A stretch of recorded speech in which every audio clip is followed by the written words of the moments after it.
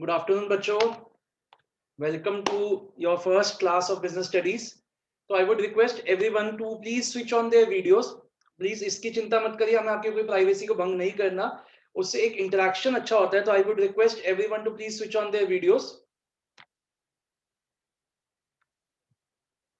अगर किसी को कोई जेन्युइन प्रॉब्लम है तो आप मुझे प्लीज बता सकते हैं, उसमें कोई ऐसा इशू नहीं है. ओके. इतने अच्छे बच्चे, देखो कितने अच्छे अच्छे आप सबके चेहरे हैं. तो इसमें क्या बात हो गई, इतना क्यों छुपा के बैठना है? Hardik, Akshat, Manya, Riya, please switch on their videos. Okay. तो बच्चों, आज जो हमारी क्लास है, इसमें हम आपको थोड़ा सा बिजनेस स्टडीज के बारे में बताएंगे. ब्रीफ इंट्रोडक्शन में अपनी दूंगा, आप लोगों की लूंगा, ठीक है. उसके बाद मैं बिजनेस स्टडीज की आपको हमारी क्लासेस कैसे चलेगी वो मैं आपको थोड़ा सा बताऊंगा. और मैं आपको एक डेमो दूंगा, एक दो क्वेश्चंस करेंगे हम छोटे छोटे से, और मैं आपको एक डेमो दूंगा कि जिससे आपको ये पता चले कि हम पूरी साल आपको कैसे पढ़ाने वाले हैं, ठीक है. तो सबसे पहले तो मैं एक छोटा सा, मैम आप भी ना ऐसा करिए, मैं ना इन सबका इंट्रोडक्शन दे रहा हूँ, आप नाम भी लिखते रहिए और उसके बाद आप इनका स्कूल भी मैं इनसे पूछता रहूंगा, वो भी आप साइड बाय साइड लिखते रहना मैम, ठीक है. हाँ जी. ओके. तो नंदिनी, आप कौन से स्कूल, अच्छा पहले तो मैं अपने बारे में बता दूं, मेरा नाम राहुल गुप्ता है. आपको शायद आपके से काफी भाई बहन मुझसे पढ़ चुके हो, ठीक है ना, आप लोग शायद मेरे को जानते भी हो. तो पिछले 10-12 साल से मैं अपना यहाँ पे एनजीसी इंस्टीट्यूट में ही बिजनेस स्टडीज पढ़ा रहा हूँ. रिजल्ट भी बहुत अच्छा है. खुद मैं बाल भारती स्कूल से हूँ. कोई है आप में से बाल भारती पब्लिक स्कूल से? आप में से कोई? Yes sir. कौन कौन कौन बोला? अपना अनम्यूट करो, अनम्यूट करके रखिए. सर वेदिका. अच्छा, वेदिका आप है? Yes sir. ओके. तो मैं भी वहां से पढ़ा हुआ हूँ. और अब एक बार आपके इंट्रोडक्शन लेते हैं. उसमें मेरे को आप बस अपनी दो चीजें बताइए. आप बताइए आपका नाम, आपके स्कूल का नाम बताइए, और मुझे बताइए कि आपके स्कूल में चैप्टर कौन सा शुरू हुआ है. ठीक है, मोस्ट प्रोबेबली दो ही चैप्टर शुरू हो सकते हैं, या तो चैप्टर नंबर 1 शुरू हुआ होगा या फिर चैप्टर नंबर 11 शुरू हुआ होगा, मार्केटिंग या फिर नेचर. तो मुझे ये दो तीन चीजें बताइए जिससे हमें थोड़ा आगे की क्लासेस के बारे में, मतलब आगे किस तरीके से हमें प्रोसीड करना है वो पता चलता रहेगा. तो नंदिनी, आप कौन से स्कूल में है? आधारशिला. आधारशिला. और आपके स्कूल में आई गेस चैप्टर नंबर 1 ही स्टार्ट हुआ है. Yes sir. हो गई, क्लासेस शुरू हो गई. Yes sir. तो अभी कितना कुछ आपको पता है, अभी आगे कितने आपका एग्जाम्स वगैरह का कुछ पता है अभी आपको, टर्मिनल्स वगैरह कुछ ऐसा आइडिया हो? No sir. ओके. चलो मैं आपको एक बात बताता हूँ. आधारशिला से पिछले 2 साल जो आपकी लास्ट ईयर की जिसके 100 आए थे आधारशिला से, लास्ट ईयर वो भी मेरे से पढ़ी हुई है. और जो लास्ट ईयर था, क्या नाम था उसका, कोई गुप्ता थी, वो लास्ट ईयर वो भी मेरे से पढ़ी हुई है. मतलब जो अभी चल रहा है वो नहीं, 1920 नहीं, सॉरी 1920 में जो थी वो भी मेरे से पढ़ी हुई है. ठीक है, मैं आपको बताता हूँ, एक मिनट को मैं आपको नाम ही बताता हूँ. ये क्या ना, एक तो नाम था उसका, ए से है ना नाम? हाँ. हाँ जी. ए से है शायद नाम. हाँ, मैं खुद एक तो महक गोयल थी जिसके 100 आए थे लास्ट ईयर. उसके उसके बाद वाली भी एक, मैं उसका नाम एक मेरे माइंड से स्किप, ये क्या नाम था उसका, बिल्कुल स्किप हो गया एक तो उसका, वो भी मेरे से पढ़ी हुई है. चलो बस एक बता रहा हूँ आपको. अद्वित, आप कौन से स्कूल से है? Sachdeva public school. कौन सा बेटा? Sachdeva public school. Sachdeva. Okay. आपके स्कूल में क्या शुरू हुआ बच्चे? तो चैप्टर 1. चैप्टर 1. ठीक है. वेदिका आप, अच्छा आप बाल भारती से, आपके स्कूल में मार्केटिंग शुरू हुआ होगा, है ना? यस है सर. ना? आपकी मैम कौन है? सर विनीता जयमानी. विनीता जैमिनी. ओके. मानवी, आपके स्कूल, आपका कौन सा स्कूल है? हेरिटेज रोहिणी. बेटा थोड़ा सा तेज बोलो. हाँ, हेरिटेज रोहिणी. हेरिटेज. उसमें भी मार्केटिंग शुरू हुआ होगा आई गेस, हाँ सर. है ना? ओके. अहाना, अहाना आपका कौन सा स्कूल है बेटा? आपकी आवाज नहीं आ रही बेटा. नहीं, बिल्कुल नहीं आ रही. अभी थोड़ा और तेज बोलो. नहीं, कोई कोई प्रॉब्लम है आपके माइक में. चलो कोई नहीं, हम आप पे फिर आएंगे, आपसे हमारा संपर्क नहीं हो पा रहा. मल्लिका, आपका कौन सा स्कूल है? आपकी भी आवाज. सर आरडीपीएस. आरडीपीएस, रुक्मणी देवी. ओके. आपके स्कूल में क्या chapter number 1? Yes sir. Okay. लक्ष्य आपका? मैम लिखते रहना, अगर हो सके ना आप नाम और स्कूल भी लिख लेना, इनका या चैप्टर लिख लेना बस आप. लक्ष्य आपका? स्टूडेंट. स्टूडेंट्स. ओके. आपके में भी चैप्टर नंबर 1 ही शुरू हुआ है. क्रिश? यस. No sir. आपका कौन सा स्कूल है Krish? Sir Venkateshwar global school. Venkateshwar. और आपकी में चैप्टर नंबर 1? सर अभी कल से क्लासेस स्टार्ट होने वाली. कल से स्टार्ट होगी. Very good. हार्दिक सिंगल, आपका बेटा? Sir Hansraj model school. आवाज नहीं आ रही. Sir Hansraj model school. कौन सा? Hansraj. Okay. Chapter number 1? Sir अभी क्लासेस स्टार्ट नहीं हुई. अच्छा ठीक है. सुहाना, आपका कौन सा है? अच्छा आप तो वो गुड़गांव से. अच्छा, वसंत कुंज में ना आपका कौन सा है? Vasant Vihar Tagore international. Tagore international. Chapter number 1 start हुआ है, ठीक है। रिजुल आपका सर एपीजे। एपीजे आपके में भी चैप्टर नंबर 1 ही हुआ है ना? Yes sir. अक्षत का मैं थोड़ा सा बता दूं बेटा, मैं अक्षत के बारे में आपको बता दूं। अक्षत मोंगा हमारे साथ एक बच्चा है, इनके ये रायन में हो ना? Yes sir. तो आप इनके जो भाई थे उनका उन्होंने और मतलब वो भी मेरे से पढ़ते थे, उनके 99 आए थे लास्ट टू लास्ट ईयर 1920 में। उनका ऑल ओवर इंडिया के जो रायन इंटरनेशनल थे उनमें उन्होंने टॉप किया था, है ना? ओके। मान्या आपका कौन सा स्कूल है? सर स्प्रिंगडेल्स। स्प्रिंगडेल्स। और आपके स्कूल में चैप्टर नंबर 1? Yes sir. ठीक है। सुहानी से हाँ बोलिए। Yes sir. सर बाल भारती। रिया गंगाराम। रिया गर्ग। आधारशिला आधारशिला। तो आपने सुन ली ना बात। देखो अब पिछले से पिछले साल के भी टॉपर आपके स्कूल का यहीं से पढ़ के गया है, उसके लास्ट ईयर भी यहीं से पढ़ के गए। देखो फोटो भी है उसकी यहाँ पे, महक की लगी हुई है। तो ऐसा अब अगले बार के लिए आप दोनों के लिए टारगेट आ चुका है सामने, ठीक है? ओके। कृष अरोड़ा, कृष से हो गई ना बात? Lakshita. Sir GD Goenka. GD Goenka के बारे में मैं आपको बता दूं, आपकी वो कौन सी नमित मैम है? हाँ जी। हाँ, तो मैं इस बार बता देता हूँ, जो ये साल चल रहा है अभी 2021 का जो साल चल रहा है, उस पर मेरे पास करीबन कम से कम 10 से 12 बच्चे जीडी गोइंका के हैं, जो आपके रिया बिंदल, सात्विक, अगर आपने जानते हो आपके जो सीनियर्स है सब मेरे से पढ़ते हैं। और रिया बंसल वो सब बहुत अच्छा कर भी रही है। तो अगली बार के लिए आपके लिए एक छोटा सा टारगेट भी अब आ चुका है, ठीक है? ओके। हेजल मेरी आवाज आ रही है अब आपको? किस? हाँ ना, अब आ रही है आपके पास। हाँ सर मैं डीपीएस में। आप डीपीएस कौन से वाला? रोहिणी। ओके। आपके स्कूल में भी चैप्टर नंबर 1? Yes sir. ठीक है। तो बच्चों देखो, अब जैसे ये तो हमने एक छोटी सी ब्रीफ इंट्रोडक्शन हो गई, और थोड़े दिनों में मेरे को नाम भी याद हो जाएगा, ऐसे एक बारी में तो नहीं, बट काफी बच्चों के नाम याद हो भी गए, काफी के हो भी जाएंगे।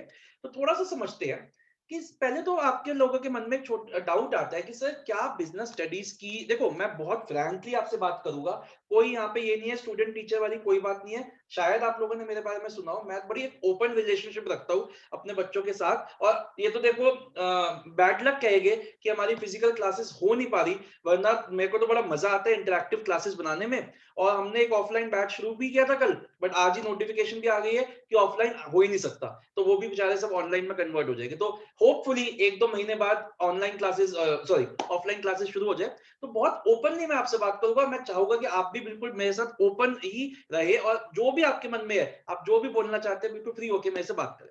तो सबसे पहले तो जैसे आप हर बच्चे के मन में डाउट आता है कि सर क्या बिजनेस स्टडीज की जरूरत है? सच बताइएगा कि क्या बिजनेस स्टडीज की ट्यूशन की जरूरत है? तो इसका आंसर मैं आपको ऐसे देता हूं कि बच्चों देखो, ट्यूशन की जरूरत तो नहीं है, लेकिन ये तब होता अगर आप पढ़ रहे होते। अगर आप बच्चे इतने सिंसियर होते कि आप खुद ही पढ़ लेते, तो आपको बिजनेस स्टडीज की ट्यूशन की जरूरत नहीं पड़ती। अब क्या होता है कि हम लोग अक्टूबर, नवंबर, दिसंबर में जाके हमारी आंखें खुलती है, तब हमें रियलाइज होता है कि चलो अब हम बिजनेस स्टडीज पढ़ना शुरू करते हैं। तो वहां पे कहीं ना कहीं क्या होता है कि इतना कोर्स हमसे संभलता नहीं है, हम थोड़े पैनिक हो जाते हैं। इसलिए इट इज ऑलवेज एडवाइजेबल कि आप क्लासेस लीजिए। अब आप लोगों के मन में एक दूसरा डाउट आ सकता है कि सर जब क्लासेस लेनी है तो ऐसा करते हैं ना, हम क्लासेस बाद में ले लेके क्रैश कोर्स भी तो आप शुरू करते हो। तो उसका मेरा सिंपल आंसर ये होता है, बेटा क्रैश कोर्स शुरू होएगा, नो डाउट उसमें, लेकिन द पॉइंट इज अभी अगर आप क्लासेस ज्वाइन करोगे तो वंस अ वीक में ही आपका काम हो जाएगा। वंस अ वीक आप मतलब हमारी classes maximum once a week या कभी कभी ट्वाइस अ वीक चलेगी, और हमारा कोर्स हो भी जाएगा अक्टूबर नवंबर तक, एक बारी पूरा कोर्स खत्म हो जाएगा। आपको पूरा सपोर्ट मिलेगा, जो आपका एग्जाम्स है स्कूल के उसके लिए भी आपकी तैयारी चलती रहेगी, एवरीथिंग। लेकिन अगर आप क्लासेस लगाते हो क्रैश कोर्स में, तो क्या होएगा, मिनिमम देखो मेरी क्लासेस इस बार भी क्रैश कोर्स की शुरू हो गई थी अक्टूबर में, और उन बच्चों को मिनिमम 3 बार आना पड़ता था क्लास में, चाहे वो ऑनलाइन हो चाहे वो ऑफलाइन हो, कोई भी हो। कहने का मतलब क्या है, अक्टूबर में पहले ही क्या होता है, इतना बर्डन होता है, हर टीचर एक्स्ट्रा क्लासेस ले रहा होता है, हर सब्जेक्ट के 3 घंटे के टेस्ट शुरू हो चुके होते हैं। तो जब पहले से ही हमारे ऊपर इतना ऑलरेडी बर्डन है, तो इज इट मतलब एडवाइजेबल कि आप और अपने आपको बर्डन सम कर लो और 3 घंटे के लिए हफ्ते में 3 बार बीएसटी की क्लासेस में अटेंड करो? तो मैं तो एडवाइस नहीं करता। कुछ बच्चे अगर ले ही नहीं सकते अभी because of some other reason से कुछ भी हो, तो उनके लिए मजबूरी है, बट मैं तो आपसे बोलूंगा हमेशा कि इट इज ऑलवेज एडवाइजेबल कि आप शुरू से ही लीजिए, ठीक है? ओके अब आती है बात कि सर एक बहुत बड़ी प्रॉब्लम है बिजनेस स्टडीज में, याद तो हम कर लेते हैं सर, सब कुछ याद हो जाता है लेकिन रिटेन नहीं होता। यही प्रॉब्लम होगी आप सबकी भी कि याद हो जाता है बट रिटेन नहीं कर पाते। तो आज जैसे मैंने आपको कहा, आज हम ज्यादा ना हम ऑफिशियली आज क्लास नहीं शुरू करेंगे। मैं आज आपको क्या करूंगा, मैं आपको आज अभी थोड़ी देर में बिजनेस स्टडीज का पूरा कोर्स समझाऊंगा जो हमें करना है। फिर मैं आपको समझाऊंगा पैटर्न ऑफ पेपर, वो समझाऊंगा। मैं थोड़ा सा अपनी बुक्स के बारे में बताऊंगा आपको, जो मैं आपको 5 बुक्स प्रोवाइड करूंगा पूरे साल में। आप लोगों को ये चिंता नहीं करनी कि सर आप तक मतलब बुक्स कैसे पहुंचेगी। जो बच्चे हमारे इंस्टीट्यूट के आसपास रहते हैं वो हमारे इंस्टीट्यूट से कलेक्ट करेंगे, जो बच्चे फार अवे रहते हैं, जो नहीं आ सकते, उनको मैं कोरियर करवाऊंगा। तो मैं 5 बुक्स प्रोवाइड करूंगा, मैं उनके बारे में आपको बताऊंगा, अपने टेस्ट का सिस्टम बताऊंगा किस तरीके से टेस्ट चलेंगे। एंड देन मैं आपको 1-2 क्वेश्चंस, बहुत छोटे छोटे क्वेश्चंस यहाँ पे याद कराऊंगा कि कैसे हम याद करते हैं क्लासेस में। देखो तभी देखो आप पढ़ सकते हो बिजनेस स्टडीज अपने आप, फायदा कब होएगा, मेरी सक्सेस कब मानी जाएगी, या आप लोगों को फायदा कब मिलेगा, जब आप मेरी क्लासेस में आते हो और याद करके यहां से जाओगे, तभी आपको फायदा मिलेगा। ओके तो अब एक एक करके इन सवालों को जवाब देते हैं। अगर आप लोगों को कुछ भी पूछना हो बिल्कुल हेजिटेट मत करो, बिल्कुल हेजिटेट मत करिए, बस अपना एक बार क्वेरी रेज कर दीजिए, हैंड रेज कर दीजिए, उसके बाद मैं आपका डाउट ले लूंगा। सबसे पहला पॉइंट कि सर बुक कौन सी लेनी है, अगर मतलब हमें बुक लेनी है तो कौन सी लेनी है। मैं आपके स्कूल में बहुत सी बुक्स आपको एडवाइस की गई होगी, पूनम गांधी होगी, आपकी सुभाष डे होगी, और भी बहुत सारी बुक्स आपको बोली होगी। मेरा सिंपल आपको आंसर है कि कोई बुक आपको नहीं लेनी इनमें से। अगर बहुत ही मन करे कि सर नहीं एक बुक तो मैं लूंगा, नहीं सर एक बुक तो मेरे को लेनी है, ऐसे नहीं सर, मजा नहीं आएगा, फील नहीं आएगी पढ़ने की, तो आप सिर्फ और सिर्फ एनसीईआरटी लेंगे। अब उसके बाद जैसे मैंने कहा कि ये जो मेरी बुक है ये आप तक पहुंच जाएगी, आप या तो कलेक्ट कर लेंगे या मैं आपको पास कोरियर करा दूंगा। और जब तक ये कोरियर नहीं हो पाती तो मैं आपको इसकी सॉफ्ट कॉपी भेजूंगा, मतलब जो भी चैप्टर हम करेंगे उसकी सॉफ्ट कॉपी आपके पास आती रहेगी। तो ये जो बुक है, ये बुक दोनों वॉल्यूम्स मिला के मैंने एक ही वॉल्यूम पे उसको कंसाइज कर दिया है। इस बुक में हर जगह से, चाहे आप एनसीईआरटी ले लीजिए, चाहे आप वो पूनम गांधी ले लीजिए, चाहे वो आप जो आपके स्कूल में लगी होती है मैं वो जो भी बुक है, क्या अलका धवन है, और भी जो भी बुक है, वो सबसे मिलाकर ये बुक बनी गई है। सुभाष डे वगैरह, आपको कोई और बुक लेने की बिल्कुल जरूरत नहीं है, केस स्टडीज के लिए भी कोई और बुक लेने की जरूरत नहीं है। पहली बात तो ये, तो पहली बुक तो हो गई, ये जो मेरी हमारी बुक रहेगी जिससे हम पूरे साल पढ़ेंगे। ये कॉम्प्रिहेंसिव है, इस पे सारा कंटेंट है, इसके अलावा आपको कहीं से कोई कंटेंट पढ़ने की जरूरत नहीं है, पहली बात।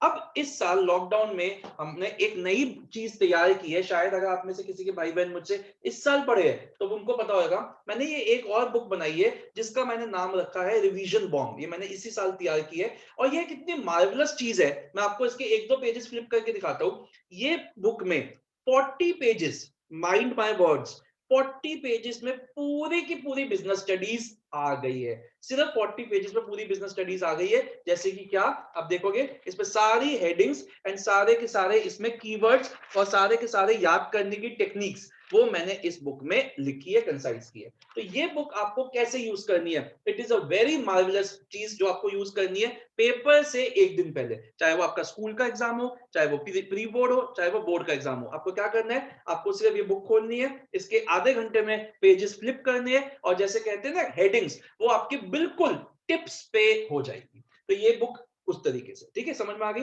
इसका नाम ही मैंने रिवीजन बॉम्ब रखा है, और मैंने इस बार इसको आउट, मतलब जब मैंने इसको निकाला था तो मेरे बच्चों के अलावा बहुत और भी बच्चों ने इस बुक को लिया, बहुत अच्छा रिस्पॉन्स इसमें आया। दूसरी बात, अब आते हैं सर जो 1 मार्क का क्वेश्चन है उसके लिए क्या कौन सी बुक ले।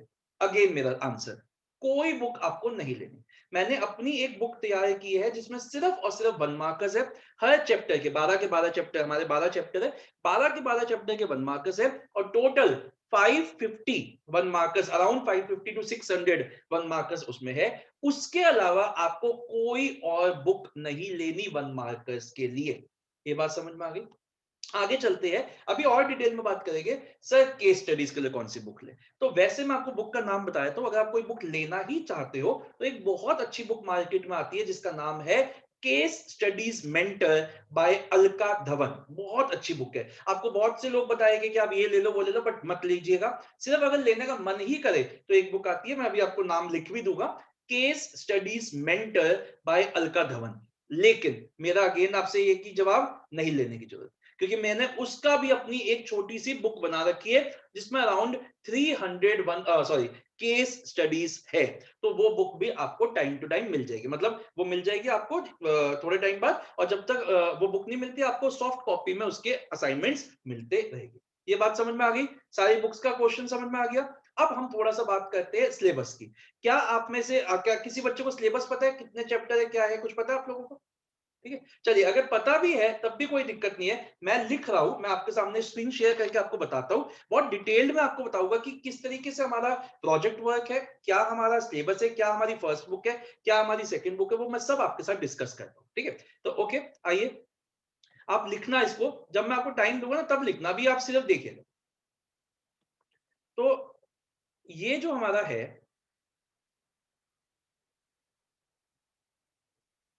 सिलेबस, आपको पता ही है कि आपका पेपर 100 मार्क्स का होता है। ठीक है, उसमें से जो हमारी फर्स्ट बुक है, जिसमें हमारे 8 चैप्टर्स हैं, 8 चैप्टर्स, उसकी वेटेज है 50 मार्क्स। ठीक है बच्चों, दूसरी जो बुक है हमारी सेकंड बुक, जिसमें हमारे 4 चैप्टर्स है, 4 चैप्टर्स, इसकी वेटेज है 30 मार्क्स। ठीक है, और इसके अलावा जो हमारा प्रोजेक्ट वर्क है, जो आपको पता ही होगा कि आपके 5 सब्जेक्ट्स में होता है, इसकी वेटेज है 20 मार्क्स की। ठीक है, सबसे पहले बात करते हैं हम प्रोजेक्ट वर्क की। तो प्रोजेक्ट वर्क में बच्चों आपको 4 टॉपिक्स होते हैं जिस पर आपको प्रोजेक्ट बना सकते हो। पहला आपका होता है मार्केटिंग चैप्टर में से प्रोजेक्ट बना सकते हो। दूसरा होता है principles chapter, principles of management chapter है एक हमारा, प्रिंसिपल्स ऑफ मैनेजमेंट चैप्टर में से आप प्रोजेक्ट बना सकते हो। तीसरा होता है हमारी बुक का 3rd चैप्टर है बिजनेस एनवायरनमेंट, इसमें से आप प्रोजेक्ट बना सकते हो। और चौथा होता है फाइनेंशियल मार्केट्स, ये हमारी सेकंड बुक का 2nd चैप्टर है, इसमें से आप प्रोजेक्ट बना सकते हो। अब अगर आप लोगों को कुछ स्कूलों में जो अलॉटमेंट होती है वो मैम्स मतलब टीचर्स करते हैं, कुछ स्कूलों में आपको चॉइस होती है। तो पहले देखते हैं कि अगर आपको अलॉटमेंट स्कूल की टीचर करी है तब तो आपके पास कोई सही नहीं है, जो मैम बोलेगी वो आपको बनाना पड़ेगा। बट अगर आपके पास चॉइस हो तो आप जिस ऑर्डर में मैंने लिखा है उसी ऑर्डर में आप अपना उसको प्रोजेक्ट को चूज करना। बिल्कुल प्रेफरेंस मत देना फाइनेंशियल मार्केट्स को, बहुत डिफिकल्ट होता है, इसका प्रोजेक्ट में कंटेंट भी कम मिलेगा, आपको बनाना भी मुश्किल है, प्लस इसका वाइवा भी मुश्किल हो सकता है, तो इसको बिल्कुल छोड़ दीजिए। बिजनेस एनवायरनमेंट में टॉपिक्स बहुत कम होते हैं प्रोजेक्ट बनाने के लिए, तो इसलिए मैं इसको प्रेफरेंस नहीं देता। अब बच्चे मार्केटिंग एंड प्रिंसिपल्स, ये वो 2 टॉपिक्स है जिसपे से सबसे ज्यादा बच्चे, मतलब मैक्सिमम 90% स्टूडेंट्स इसी में से प्रोजेक्ट बनाते हैं, और इस पे प्रोजेक्ट बहुत अच्छा बन सकता है, बहुत क्रिएटिव बन सकता है, और इसके जो वाइवा होएगा ना उसके क्वेश्चंस भी राउंड अबाउट कॉमन ही होते हैं, मतलब सबको पता ही होते हैं। अब सर मैं आपकी मदद कैसे करूंगा? तो बच्चों इन 20 नंबर के लिए आपको बिल्कुल नहीं घबराना, ये आपके पक्के हो चुके। ठीक है, कैसे? क्योंकि मेरे पास बहुत सारे प्रोजेक्ट बने हुए हैं मार्केटिंग पे भी और प्रिंसिपल्स पे भी।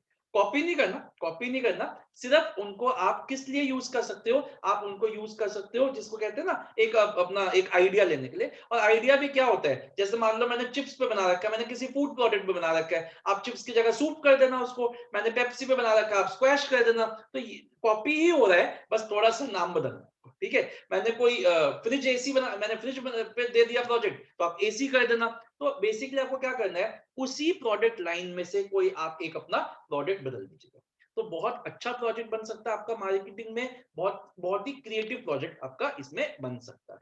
समझ में आ गई बात? तो आई वुड प्रेफर कि अगर आपके पास चॉइस हो अपने आप लेने की अपना टॉपिक, तो आप ऑलवेज गो विद मार्केटिंग, बहुत ही अच्छा प्रोजेक्ट आप इसमें बना सकते हैं। ठीक है, चलिए अब हम देखते हैं बुक्स का हमारा जो कंटेंट है, चैप्टर क्या है और उसकी वेटेज क्या है। तो जो हमारी फर्स्ट बुक है बेटा, उसके अंदर 8 चैप्टर है, मैं यहाँ पे 8 चैप्टर्स के नाम लिखूंगा और उनके आगे उनकी वेटेज लिखूंगा। इस बुक में पहले तो इस बुक का नाम क्या है, nature and functions of management. ठीक है, इस बुक में हमारे 8 चैप्टर्स है, और एक्चुअली हुआ क्या, कुछ 3-4 साल पहले सीबीएसई ने क्या किया, इंडिविजुअल वेटेज हटा दिए चैप्टर्स की, और उन्होंने ना ग्रुप यूनिट्स बना दिए, जैसे पहले 3 चैप्टर 1 यूनिट में, फिर 4-5 1 यूनिट में, और 6-7-8 1 यूनिट में, तो उन्होंने यूनिट वाइज वेटेज दिए। लेकिन as per my experience and as per the trend, मैं आपको इंडिविजुअल चैप्टर की वेटेज भी बता पाऊंगा, और मैं बताना शुरू करता हूँ। तो सबसे पहले मेरे को ना थोड़ा कलरफुल बनाने का आदत सी है। सबसे पहला चैप्टर है हमारा nature and significance of management. ठीक है, ये हमारा पहला चैप्टर है। इसकी जो इंडिविजुअल वेटेज है आप एक्सपेक्ट कर सकते हैं इसमें से क्वेश्चन 5 मार्क्स का। ठीक है, ये हम आप सबके मैक्सिमम स्कूल में ये शुरू हुआ है और हम भी अपना पहला चैप्टर यही शुरू करेंगे। सेकंड जो चैप्टर है हमारा प्रिंसिपल्स ऑफ मैनेजमेंट, ये जो हमारा चैप्टर है एक लेंदी चैप्टर है। ठीक है, इसकी वेटेज है 6 मार्क्स। देखिए कितना लेंदी है, मैं बता रहा हूँ नेचर से डबल है लेकिन एक नंबर ही बढ़ा है सिर्फ। तीसरा चैप्टर है हमारा बिजनेस एनवायरनमेंट। ये जो चैप्टर है ये बहुत ही छोटा चैप्टर है, नेचर से भी छोटा है और इसकी भी वेटेज है 5 मार्क्स। अब जो उन्होंने बताया ना सीबीएसई वालों ने, सीबीएसई वालों ने बोला है कि इन तीनों की वेटेज मिला के 15 मार्क्स है, जैसे हमारे में भी 16 मार्क्स है, जैसे हमारे में भी 16 ही हो रहा है। अब इसका मतलब क्या हुआ कि उनके हिसाब से ऐसा भी हो सकता है कि आपके पेपर में 16 के 16 नंबर का क्वेश्चन नेचर में से आ जाए और इन दोनों में से ना आए, लेकिन ऐसा आज तक नहीं हुआ। हुआ यही है जो मैंने आपको वेटेज बताई है, यही वेटेज यूज आई है पेपर में। हाँ, एक दो नंबर ऊपर नीचे हो सकती है, नेचर 5 की जगह 6 का हो गया, प्रिंसिपल 6 की जगह 5 का हो गया, ये जरूर हो सकता है, लेकिन मैं बोलूं कि बहुत वेरिएशन है नहीं। तो ये एक्सपीरियंस के हिसाब से मैंने आपको क्या बताई है, ब्रेकअप बताया। अब आइए फोर्थ पे चलते हैं। जो फोर्थ हमारा चैप्टर है, फोर्थ, फिफ्थ, सिक्स, सेवंथ, एथ, ये जो हमारे चैप्टर है फोर्थ फिफ्थ, ये चैप्टर है हमारे प्लानिंग, एक छोटा चैप्टर और एक ऑर्गेनाइज, ये बड़ा चैप्टर। ठीक है, प्लानिंग चैप्टर की वेटेज है 6 मार्क्स, ऑर्गेनाइजिंग चैप्टर की वेटेज है 8 मार्क्स, और इन दोनों की वेटेज उनके हिसाब से कितनी है 14 मार्क्स। ठीक है, उनके हिसाब से 14 मार्क्स की है, उनके हिसाब से ऑर्गेनाइजिंग अकेला 14 मार्क्स का आ सकता है, प्लानिंग अकेला 14 मार्क्स का आ सकता है, लेकिन ऐसा आज तक नहीं हुआ। 10 से 12 साल मतलब 11 साल तो मुझे हो चुके पढ़ाते हुए, ऐसा कभी नहीं। अब आते हैं आगे 6, 7 एंड 8, ये तीन चैप्टर्स के नाम क्या क्या पहले तो ये देखते हैं। तो इनका नाम है staffing, directing and controlling. Staffing, directing and controlling, और इनकी वेटेज है 6, 8 एंड 6।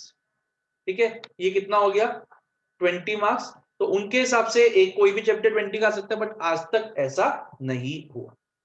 ठीक है, अभी लिखने का टाइम दूंगा, अभी रुक जाओ, पहले ये बात समझ में आ गई। अब हम आते हैं तो ये टोटल हमारा हो गया 50 मार्क्स। ठीक है, अब हम आते हैं अपनी सेकंड बुक पे। तो जो हमारी सेकंड बुक है उसका नाम है, मैंने दोनों बुक्स को एक ही में कंसाइज कर दिया। सेकंड बुक का नाम है financial management and marketing management. इसमें हमारे 4 ही चैप्टर है। तो जैसे वहां पे 8 थे, 9th, 10th, 11 and 12। 9th chapter का नाम है हमारा फाइनेंशियल मैनेजमेंट। ये चैप्टर बहुत बड़ा है, यही वो चैप्टर है जिसमें न्यूमेरिकल भी है, और बहुत उस न्यूमेरिकल को लेके बड़ी बच्चों को प्रॉब्लम आती है, वो कहते हैं कि हमसे हो नहीं रहा ये सब कुछ। तो एक इस चैप्टर का आपकी जो वेटेज है वो है 10 मार्क्स। इसके बाद जो हमारा नेक्स्ट चैप्टर है वो है फाइनेंशियल मार्केट्स। इस चैप्टर की जो वेटेज है वो है 5 मार्क्स की। हालांकि है दोनों का कंटेंट सेम, लेकिन पता नहीं बस ये थोड़ा सा आप लोगों के साथ कह लीजिए बैड लक है आपका कि ये दोनों चैप्टर की कंटेंट का एक तरीके की क्वांटिटी सेम है, लेकिन ये 10 का ये 5 का है, और एज पर सीबीएसई ये दोनों मिला के 15 नंबर के है, जैसे मैंने आपको बताया। फिर आज ये मार्केटिंग, बहुत ही इंटरेस्टिंग चैप्टर, जिन बच्चों के स्कूल में शुरू हुआ है उनको समझ भी आ रहा है, बहुत ही इंटरेस्टिंग चैप्टर है, बड़े मजा आता है इसको पढ़ने में, मतलब मेरे को तो बड़ा मजा आता है पढ़ाने में। ठीक है, तो इसकी वेटेज है 10 नंबर। एंड एक चैप्टर है कंज्यूमर प्रोटेक्शन, इसकी वेटेज है 5 मार्क्स। तो ये हमारा टोटल कितना हो गया 30 मार्क्स। तो 50 + 30 80। इतनी बात समझ में आई बच्चों? एक बार हम क्या करते हैं, एक बार जल्दी से आप इसको कॉपी करिए, ये जो आपका मैंने लिखा है एक बार जल्दी से इसको कॉपी करिए, और मैं उसके बाद फिर वो वाला पेज भी दिखाता हूँ आपको, सिलेबस वाला, सॉरी चैप्टर बुक नंबर 1 वाला।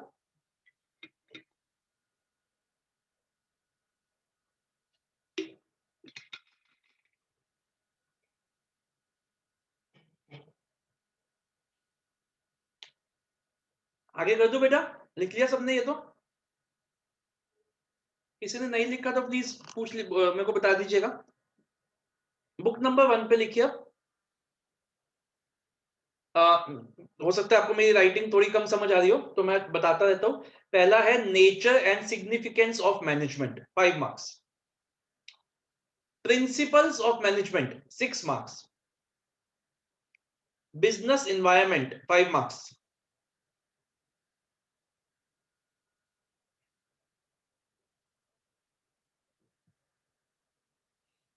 Planning, 6 marks.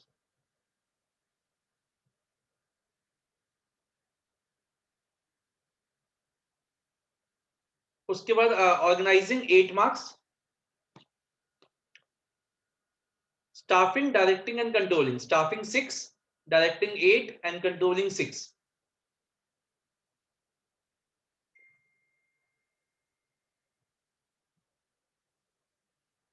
ओके, लिख लिया? अब आते हैं अपने सेकंड बुक पे। लिख लिया ना सब बच्चों ने? अब आते हैं अपनी सेकंड बुक पे। Financial management 9 chapter, 10 marks. Financial markets 5 marks. Marketing 10 marks. And consumer protection 5 marks. Total 30। ठीक है बच्चों? ओके, अब हम आगे चलते हैं और पेपर का पैटर्न डिस्कस करते हैं कि आपका पेपर किस तरीके का आप देखोगे बोर्ड्स में। काफी मेजर चेंजेस हुए last year and last to last year में, तो वो अब हम आपके सामने दिखाते हैं। तो पैटर्न ऑफ पेपर देखते हैं। अभी लिखना मत, साइड बाय साइड मत लिखना, पहले सिर्फ समझना। हमारा जो पेपर है उसमें टोटल 34 80 मार्क्स का पेपर है और 34 क्वेश्चंस होते हैं। पहले तो बच्चों मैं आपको एक चीज अच्छी गुड न्यूज दे दूं कि बच्चों के मन में एक डाउट आता है कि सर बिजनेस स्टडीज का पेपर तो छूटेगा ही छूटेगा। लेकिन to be very honest with you, अब ऐसा कभी नहीं होएगा, क्योंकि लास्ट ईयर मतलब कुछ लास्ट 2-3 ईयर से हमारे पेपर में क्या इंट्रोड्यूस हो गए? कोई बता सकता है क्या इंट्रोड्यूस हो गए? 2 चीजें बताइए। 1 मार्क्स। 1 मार्कर्स और एक और चीज बताइए, केस स्टडीज। अब आप बोलोगे सर क्या बात बोल रहे हो सर, मतलब सुबह सुबह पी के आए हो क्या? केस स्टडीज से पेपर आसान, मतलब वो छूटने से कैसे बच जाएगा? तो बेटा मेरा उसका सिंपल सा आंसर सुनना। पहले क्या होता था, पहले 6 मार्क का जो क्वेश्चन होता था उसमें हम कम से कम 4 पेज भरते थे, 4 पेज। ठीक है, अब क्या हो गया, अब 6 मार्क का जो क्वेश्चन है केस स्टडीज, अगर केस स्टडीज आती हो, अगर आती नहीं है तब तो बात ही खत्म हो गई, लेकिन अगर केस स्टडीज आती है तो एक ही पेज पे आपका केस स्टडीज का आंसर हो सकता है। 1 वर्ड, 6 क्वेश्चन, 6 पार्ट होते हैं उसके, 2-2 लाइन, 3-3 लाइन में खत्म हो सकता है। तो जो छूटने वाली चीज थी ना कि पहले पेपर छूट जाता था, वो अब आपके साथ नहीं होगी, प्रोवाइडेड आपको पेपर अच्छे से आता हो। वो तो आता ही है क्योंकि अब आपने एक अच्छे टीचर से पढ़ने के बारे में सोच लिया है और आज क्लास भी ले रहे हैं, तो आपका वो जो रिस्क है कि मेरे को याद नहीं होगा, वो ऐसी प्रॉब्लम नहीं है। वो तो मेरा प्रॉमिस है ना आपसे, मैं आपको करा के भेजूंगा। अगर अच्छा देखो, एक ऐसे करते हैं कि आप लोग बोल रहे हैं ये तो अपने अपने बारे में बोले जा रहा है, कोई डेमो तो दे नहीं रहा, तो मैं ऐसा करता हूँ, अभी आपको एक क्वेश्चन याद कराता हूँ और उसके 10 मिनट बाद पूछूंगा सबसे। अगर आप में से कोई भी जवाब नहीं दे पाया ना, तो मैं उसको पूरे साल फ्री में पढ़ाऊंगा। बोलो ये सही है? ये सही रहेगा ना, तभी तो मजा आएगा, है ना? ऐसे थोड़ी ना मजा आएगा। तो अभी शुरू करते हैं बस 5 मिनट में। तो आइए पेपर का पैटर्न अब मैं आपको दिखाता हूँ। तो हमारा जो क्वेश्चन पेपर है उसमें 34 क्वेश्चंस है, 34, जिसमें पहले होते हैं 1 मार्कर क्वेश्चंस। ठीक है, और 1 मार्कर क्वेश्चंस की ये अभी लिखना मत, अभी मैं आपको टाइम दूंगा कि नंबरिंग होती है 1 से 20, 1 से लेके 20 तक। तो 20 क्वेश्चंस हो गए 1 मार्क के, तो इसके मार्क्स कितने हो गए? 20। ठीक है, फिर आते हैं हमारे 3 मार्कर्स क्वेश्चंस। मैं सब बताऊंगा आपको, इंटरनल चॉइस वगैरह सब बताऊंगा।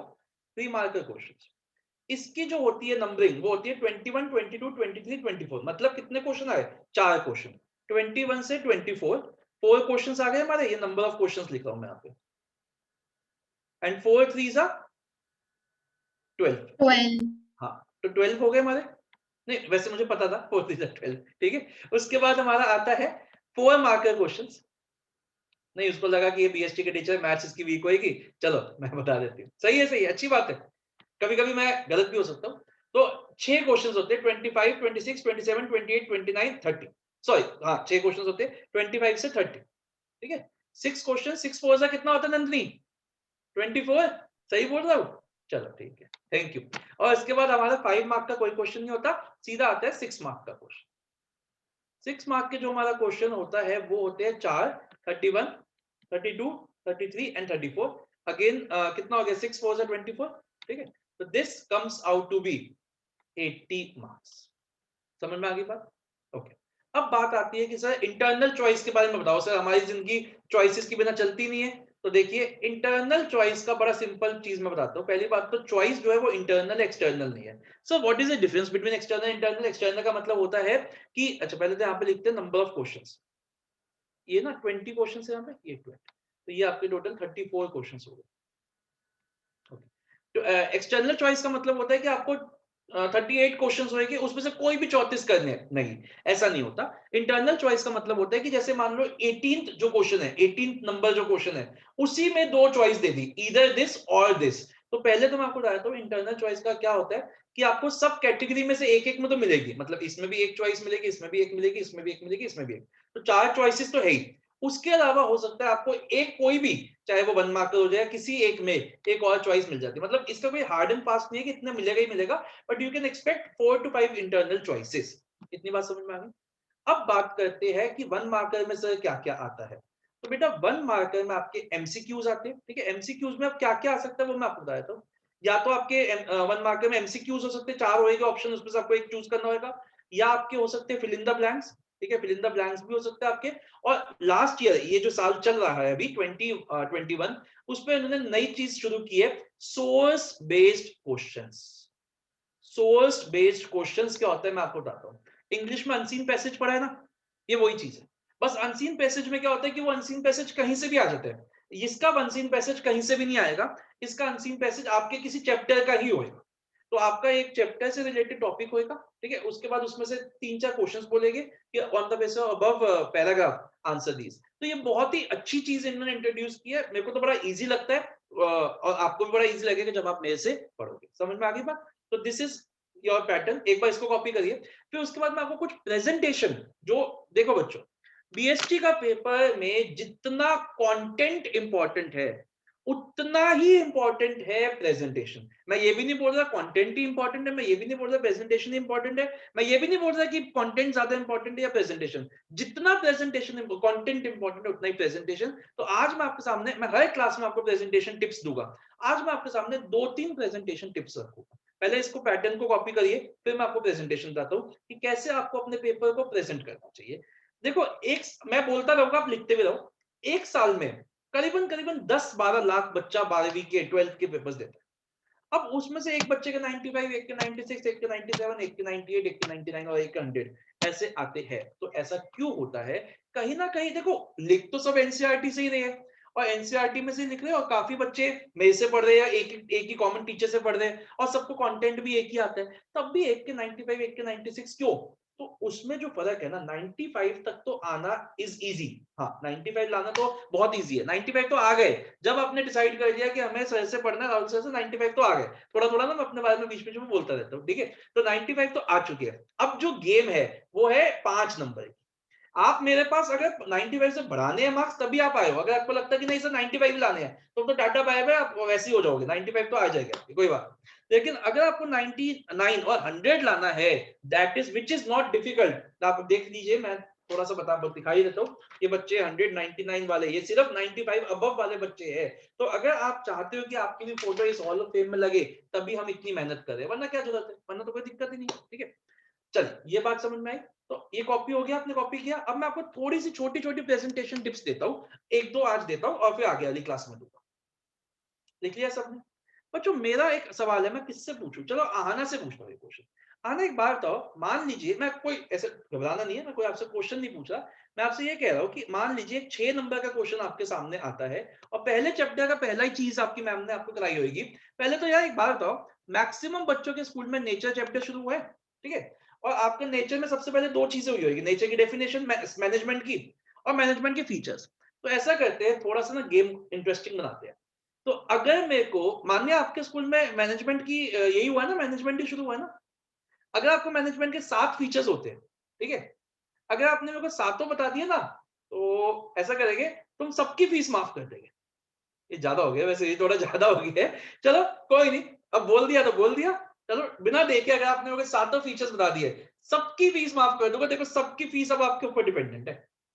सर वहां तक अभी तक पहुंचे ही नहीं। नहीं नहीं, ये अच्छा वहां तक, फिर तो क्या पहला क्वेश्चन है वो, तो ये तो पहला क्वेश्चन है भाई। अब ये क्या कराया अभी मैम ने अभी तक? सर ने सिर्फ अभी बताया था कि चैप्टर्स क्या है वही, और बस ये बताया था कि चैप्टर स्टार्ट होगा अभी। अच्छा चलो ठीक है, अभी ऐसा करते हैं, सुहाना बताएगी। सुहाना ने अगर ये बता दिए, सुहाना देख लो आपके ऊपर 15 बच्चों की फीस है अब, तो अगर आपने ये बता दिया ना, मैं सबकी फीस माफ हो जाएगी अब। नहीं नहीं बता पाएंगे, नहीं बता पाएंगे, नहीं बता पाओगे, बिल्कुल नहीं बता पाओगे। चलो नंदिनी आप ट्राई करो, ठीक है। अगर चलो ऐसा करते हैं, थोड़ा गेम को और इंटरेस्टिंग बना देते हैं, चलो 6 बता दो। चलो सर 2-3 याद है। चलो अच्छा, मैं तो बोलने ही वाला था 2-3, अब मैं 2-3 नहीं बोलूंगा, ठीक है। तो कहने का मतलब क्या है कि आपको ये याद नहीं है, तो अभी मैं आपको ये क्वेश्चन अभी याद कराता हूँ, यहाँ पे सातों के सातों फीचर्स अभी आपको यहाँ पे याद कराता हूँ। लेकिन उससे पहले मेरा सवाल ये था जो मैंने पूछना था, तो मेरा सवाल ये था, मैं किससे पूछूं? चलो ये बताइए सुहानी, सुहानी आप बताना। सवाल ये है कि अगर आपके सामने क्वेश्चन आता है, write down the features of management and we are assuming that you know that, we are assuming this and it is a 6 marker question, so you just have to tell me Swani, how will you proceed? मतलब मैं ये लिखूंगी sir, मैं ये लिखूंगी, मैं ये लिखूंगी, मैं ये लिखूंगी, ये बता, तो ट्राई करो। सर फीचर्स बताऊं उसके मैनेजमेंट नहीं के? नहीं नहीं, आप मुझे बता दो सर, मैं ऐसे लिखूंगी, मतलब आप मेरे को बताइए, जैसे आपके सामने शीट आई, तो आप शीट में सबसे पहले क्या लिखोगी? देखो ये नहीं बताना कि उसमें पहले लिखो, मैं आप बोलो जैसे सर मैं फीचर नंबर 1 लिखूंगी, 2 लिखूंगी, ऐसे बोलो। सर पहले तो यही लिखेंगे, the features of management are, फिर ठीक है, पॉइंट नंबर 1 उसकी ठीक हेडिंग, और फिर ठीक है, उसके नीचे उसका ठीक है, आंसर। ऐसे आपने 6 लिख लिए और उसके बाद खत्म, यही लिखोगे आप? तो तो बेटा पहले मैनेजमेंट की डेफिनेशन लिखेंगे। किसकी, अरे वाह, किसने बोला ये? एक बड़ी, हाँ अद्वित ने कुछ एडिशन की है क्या? सर डेफिनेशन लिखेंगे पहले, किसकी सर? मैनेजमेंट। बस मैनेजमेंट की डेफिनेशन, चलो वेरी गुड, आपने एडिशन की। और कुछ कोई? Sir conclusion. Conclusion, very good very good, ठीक है। और कुछ? तो बेटा एक बात बताओ सुहानी, मैं आप लोगों ने बहुत अच्छी एडिशंस की है, इसमें मजा ही आ गया इतनी एडिशन सुन के आपकी। तो सुहानी एक बात बताओ, आप क्या 4th 5th क्लास में हो?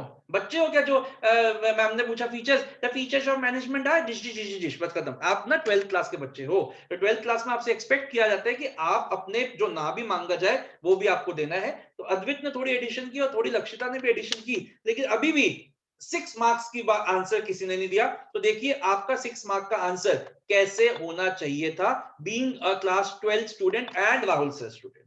तो ये आपकी शीट है, ठीक है। आपकी शीट ऐसी होगी कुछ, आपका लेफ्ट साइड में मार्जिन होता है, ठीक है, आपका लेफ्ट साइड में मार्जिन पेपर में होता है।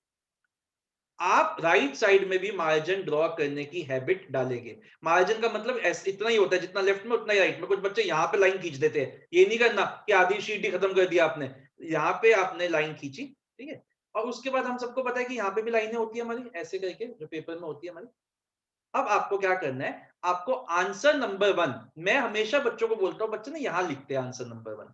मेरा हमेशा रिक्वेस्ट रहती है, और ये मैं, अब शायद आपको ना पता हो, मैं सीए हूँ, चार्टेड अकाउंटेंट हूँ, मैंने सीए भी कर रखी है। उसके बाद पढ़ाने का मेरे को बड़ा शौक है, तो मैं इसलिए पढ़ाने में आ गया। तो मैं तो अपने आंसर सीए में हमें सिखाया गया था, हमेशा यहाँ लिखो आंसर नंबर 1। अब आपको लगे सर इसमें तो बड़ा टाइम वेस्ट होएगा, भाई कोई दिक्कत नहीं, डरने की कोई बात नहीं, आप आंसर नंबर 1 लिख लो। आपको ये भी लगे कि बहुत टाइम वेस्ट हो रहा है, आंसर 1 लिख लो। ये भी लगे बहुत टाइम वेस्ट हो रहा है, तो आंसर 1 लिख लो। भाई कुछ भी लिख लो, लेकिन लिखो यहाँ पे दोनों लाइनों की, एक लाइन के बीच में ऐसे इन्वर्टेड कॉलम्स में लिखो, ठीक है। अब मान लीजिए यही क्वेश्चन आपका है, तो अद्वित ने एडिशन की थी। सबसे पहले तो मैं मैनेजमेंट की डेफिनेशन लिखूंगा या लिखूंगी एक लाइन की, और रटी हुई नहीं होनी चाहिए आपको, आप कुछ भी लिख दो मैनेजमेंट के बारे में। और अगर मैं आपकी जगह होता तो मैं यहाँ पे एक बॉक्स भी बना के आता, मैं इस डेफिनेशन को लिख के पेन से ही एक बॉक्स भी बना के आता।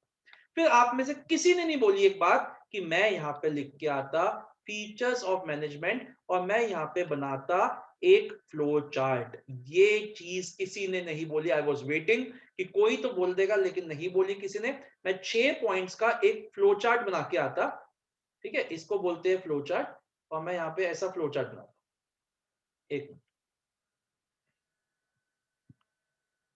एक सेकंड। ये ऐसा मैं फ्लो चार्ट बनाता, मैं यहाँ पे सारे फीचर्स लिखता 4, 5 एंड 6, सिर्फ हेडिंग से, और उसके नीचे मैं यहाँ लिखता इन डिटेल्स।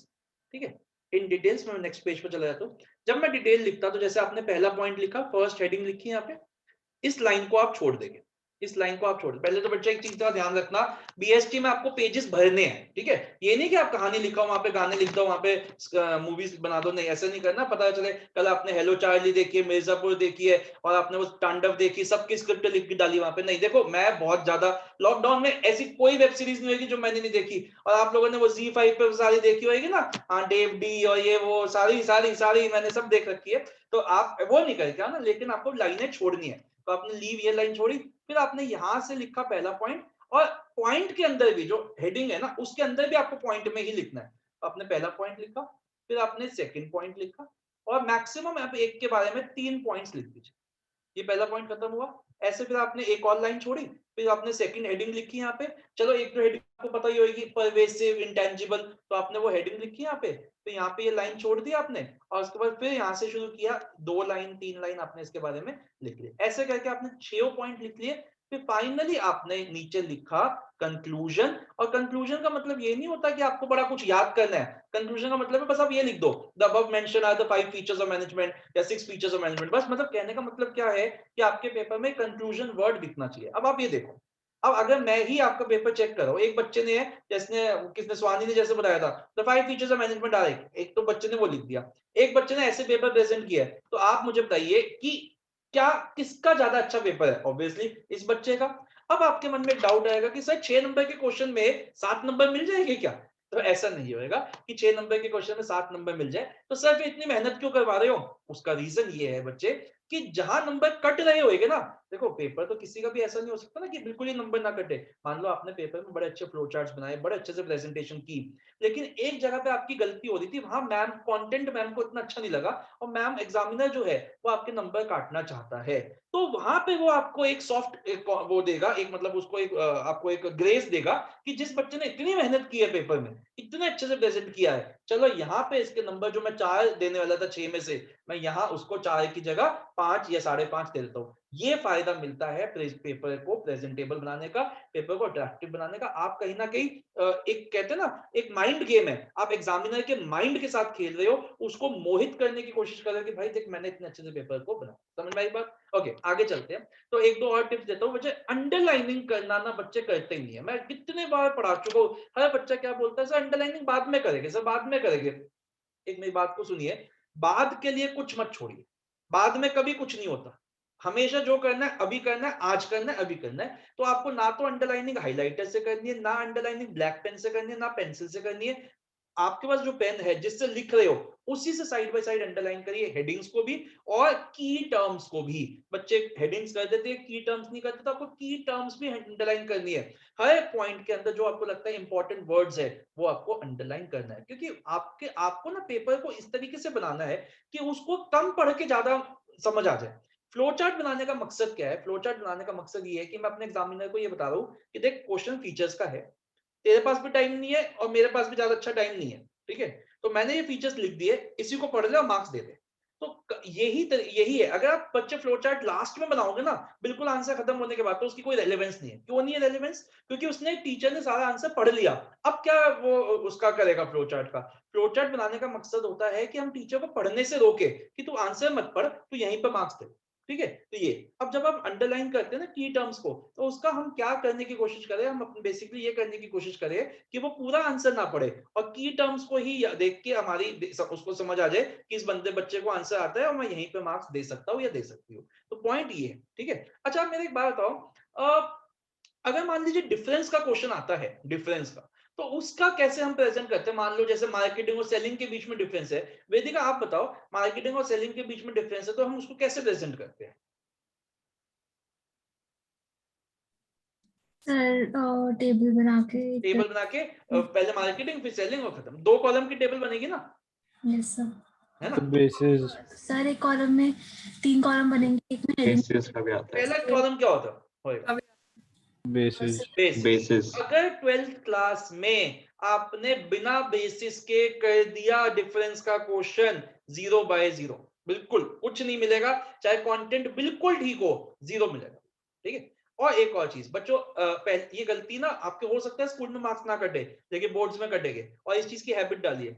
मार्केटिंग और सेलिंग के मान लीजिए कौन दो है, तो आपको ना पहला डिफरेंस जो है उसमें कभी भी इट वर्ड स्टार्ट नहीं करना। हमारी आदत क्या होती है, हम लिख देते हैं it is a process, it is a process. नहीं, पहला जो डिफरेंस होता है उसमें हमेशा आप पूरा लिखोगे, मार्केटिंग इज अ प्रोसेस या सेलिंग इज अ प्रोसेस, पूरा लिखो। समझ में आ गई बात? ओके। एक और बात बच्चों, स्टेट, एन्यूमरेट, लिस्ट, एक्सप्लेन, जो भी होते हैं, पॉइंट आउट, क्या इन वर्ड्स की रेलेवेंस होती है? मेरे को कोई बताएगा? अगर मैं मान्य अगर मैं आपसे बोलता हूं कि state the features of management 6 marks, तो आप क्या सिर्फ 6 वर्ड्स लिखाओगी? हाँ, कैसा सोच तो मैं यही रही थी, लेकिन अब आपकी बोलने के तरीके से लग नहीं रहा। नहीं, बिल्कुल नहीं। कभी भी आप इन वर्ड्स को से मतलब मत डिराइव करिए, आप मार्क्स देखिए। ठीक है। अगर वेटेज 6 मार्क्स के तो स्टेट का मतलब भी एक्सप्लेन है। ठीक है। और अगर एक्सप्लेन लिखा हुआ 1 मार्क में तो उसका मतलब भी स्टेट। समझ आई बात? और स्टेट का मतलब हमेशा होता है मिनिमम 1 लाइन। स्टेट का मतलब 1 वर्ड नहीं होता, मिनिमम 1 लाइन तो लिखनी ही लिखनी है स्टेट में भी। ठीक है। और अगर स्टेट लिखा हुआ 6 मार्क में तो आपको पूरा का पूरा भर के ही आना है। इतनी बात समझ में आ गई?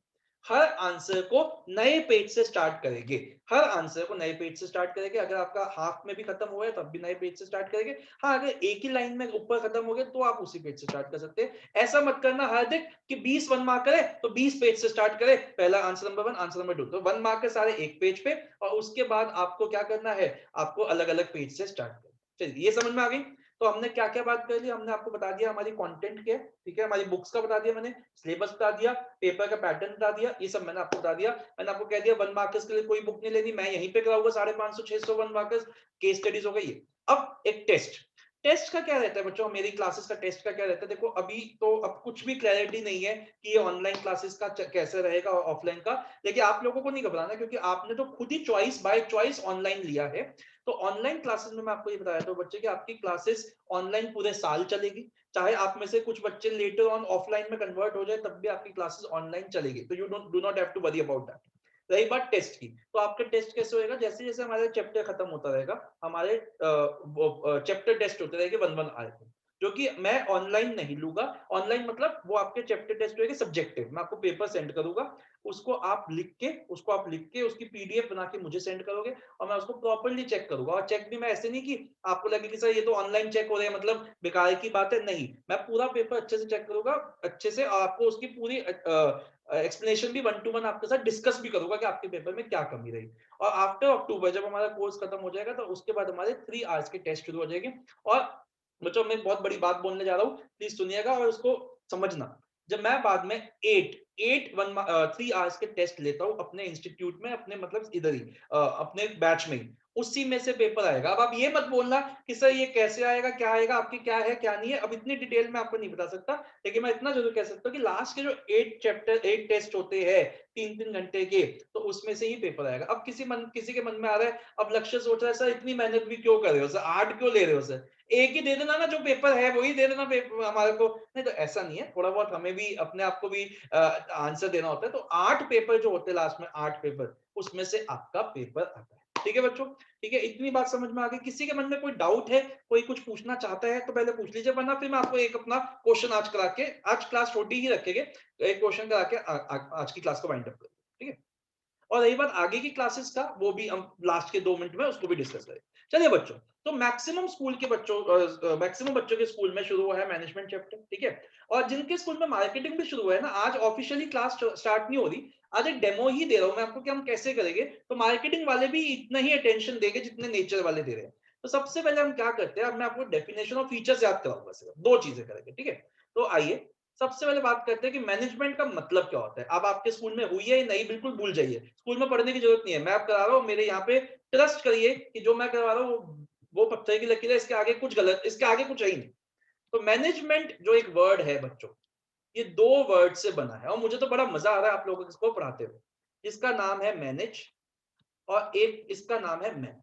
तो manage the man means management, manage the man means management. एक अच्छा मैनेजर उसको नहीं कहा जाता जो खुद सारा काम करता है। एक अच्छा मैनेजर उस पर्सन को कहा जाता है जो दूसरों से काम करवाता है। Mukesh Ambani is a good manager, he does not do any work himself, वो खुद नहीं करता, वो लोगों से काम निकलवाता है। उसको ये पता है कि मेरे लिए कौन काम कर सकता है। अब जब आप लोगों से काम निकलवाते हो तो आपको कुछ इंश्योर करना पड़ेगा, और वो आपको क्या इंश्योर करना पड़ेगा कि एक तो वो लोग आपका काम टाइम पे करें, और दूसरा वो लोग आपका काम सबसे कम कॉस्ट में कर रहे हैं। ठीक है, ये चीज आपने समझी। अब देखिए कैसे मैनेजमेंट की डेफिनेशन बनेगी। मैनेजमेंट, अभी कुछ नोट्स वगैरह कुछ नहीं, बुक्स कोई नहीं खोलनी, एनसीईआरटी कुछ नहीं, is the process of getting the work done. मैंने अभी आपको कहा खुद तो कुछ करना ही नहीं है, लोगों से काम करवाना है। Getting the work done with the aim of achieving the goals। Mukesh Ambani अपने सपने पूरा करना चाहता है लोगों से काम करा के। अचीविंग द गोल्स, मैंने अभी आपको क्या बोला था, टाइम पे और सबसे कम कॉस्ट पे। टाइम पे काम होने को हम कहते हैं इफेक्टिवली, टाइम पे काम होने को हम कहते हैं इफेक्टिवली, एंड सबसे कम कॉस्ट पे काम होने को हम कहते हैं एफिशिएंटली। अब ये डेफिनेशन बच्चों मैं आपके सामने 4 बार मैं बोलूंगा, इसको याद करके 4 बार मैं बोलूंगा, फिर आपसे बुलवाऊंगा, और अगर कोई नहीं बोल पाया तो मैं बड़ी गंदी बात बोल दूंगा, फिर देख लेना आपके साथ क्या होगा। ठीक है, तो चलिए मैं डेफिनेशन बोलता हूं। Management is the process of getting the work done with the aim of achieving the goals effectively and efficiently. अब देखो मैंने इस डेफिनेशन में 3 टर्म्स को बॉक्स में डाला है, एक ये, ठीक है, एक ये और एक ये। अब ये होती है की टर्म्स। तो जब आप अपना आंसर लिखोगे तो कुछ मार्क करो या ना करो, इन तीनों टर्म्स को जरूर मार्क कर देना, और मार्क भी नहीं, जैसे मैंने बॉक्स में डाला वैसे आप भी बॉक्स में डाल के।